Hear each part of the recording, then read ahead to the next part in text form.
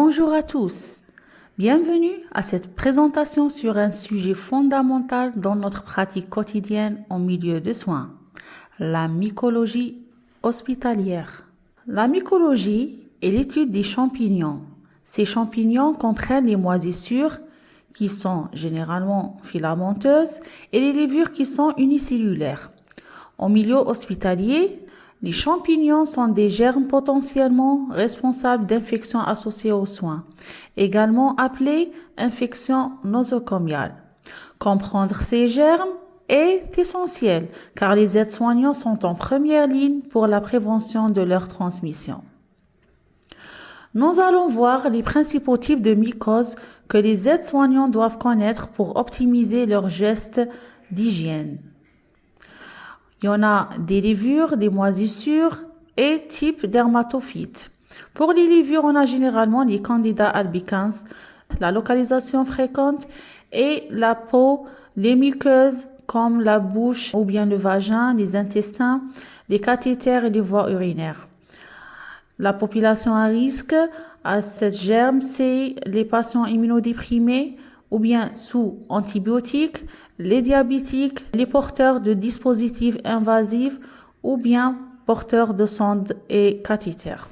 On a le deuxième genre, c'est les moisissures, aspergillose, saprophyte. La localisation fréquente, c'est au niveau des voies respiratoires par inhalation des spores dans l'air et les plaies. La population à risque sont les patients transplantés ou bien en réanimation, en hématologie ou bien lors de travaux dans l'établissement où il y a la libération de spores. Les dermatophytes sont les agents des teignes ou bien exemple de pieds d'athlètes. La localisation fréquente, c'est la peau, les ongles ou bien les cheveux. La population à risque, tous, mais c'est surtout transmission facilitée en collectivité. Exemple, les douches, les sols, etc. Un aperçu de l'aspect microscopique de Candida albicans. L'une des principales levures pathogènes que nous rencontrons. C'est une levure donc unicellulaire.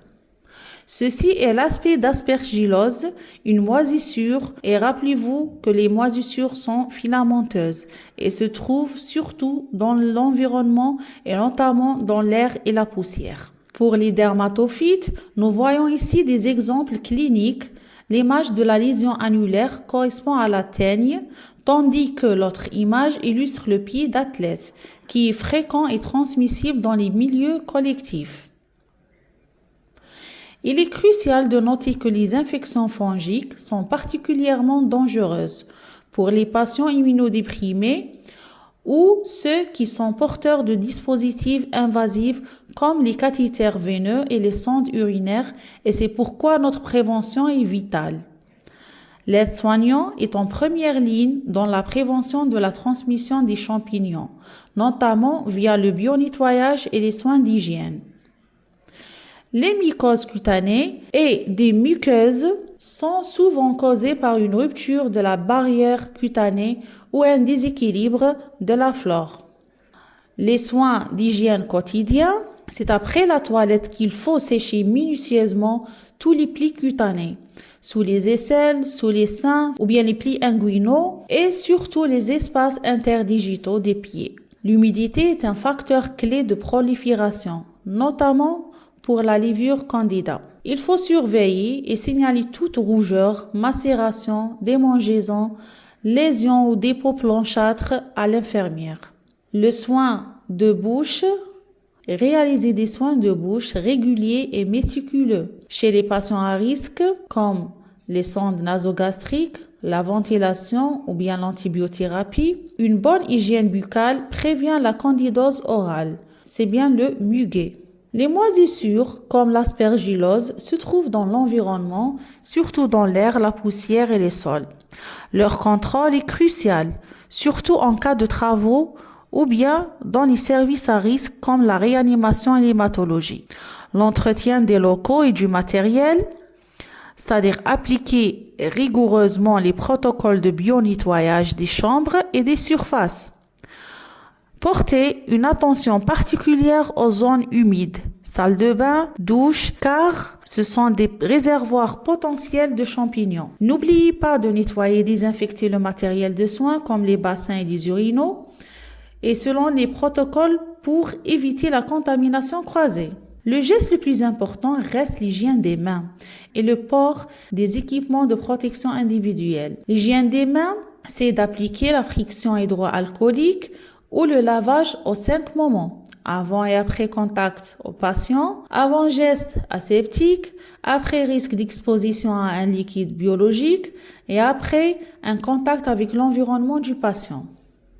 L'hygiène des mains est la première barrière. Le port des équipements de protection individuelle, c'est surtout utiliser les gants pour tout soin impliquant un contact avec des muqueuses, des liquides biologiques ou une peau lésée. Utilisez aussi une surblouse et un masque si nécessaire, notamment lors de la manipulation de linge souillé ou de bio-nettoyage. Votre vigilance est primordiale pour détecter rapidement une mycose chez le patient. Signalez immédiatement à l'infirmière ou bien au médecin les signes cutanés, des plaques rouges avec desquamations ou bien macération dans les plis, des lésions annulaires et lésions des ongles, épaississement et décollement.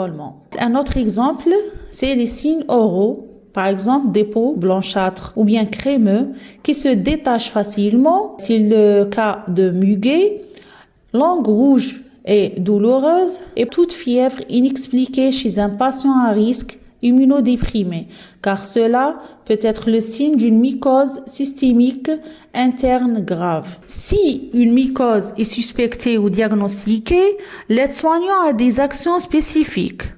Les précautions complémentaires, c'est appliquer rigoureusement les protocoles d'isolement, par exemple port de surblouse, circuit du linge et matériel, et si l'équipe le décide. La gestion du linge, manipuler le linge souillé, par exemple des serviettes ayant touché une mycose cutanée, sans le secouer bien sûr et le placer dans le sac approprié.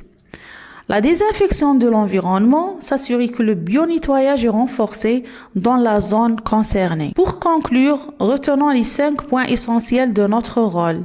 Hygiène des mains, c'est irréprochable et respect des 5 moments. Deuxièmement, séchage rigoureux de tous les plis cutanés après la toilette. Troisièmement, bio-nettoyage des locaux et du matériel selon les protocoles. Quatrièmement, c'est vigilance accrue aux signes de mycose cutanée ou buccale. Et en dernier, c'est le signalement immédiat à l'infirmière ou bien le médecin de toute anomalie. Voilà, nous arrivons à la fin de cette session sur la mycologie hospitalière. J'espère que vous avez désormais une vision très claire des dangers que représentent les champignons comme les candidats et les aspergilloses et surtout du rôle majeur que vous jouez en tant qu'aide-soignant dans la prévention. Un grand merci à vous tous pour votre engagement quotidien et pour l'attention que vous portez aux gestes d'hygiène fondamentaux. Votre vigilance est la première protection de nos patients immunodéprimés et vulnérables. Si cette vidéo vous a été utile, montrez-le en laissant un pouce bleu et en la partageant avec vos collègues aides-soignants et élèves. N'oubliez pas de vous abonner à la chaîne pour ne manquer aucune de nos prochaines formations en hygiène hospitalière. Dites-moi en commentaire, quelle est, selon vous, la mesure de prévention la plus difficile à respecter au quotidien dans votre service? On se retrouve très vite pour un nouveau sujet essentiel. D'ici là, restez vigilants et prenez bien soin de vous.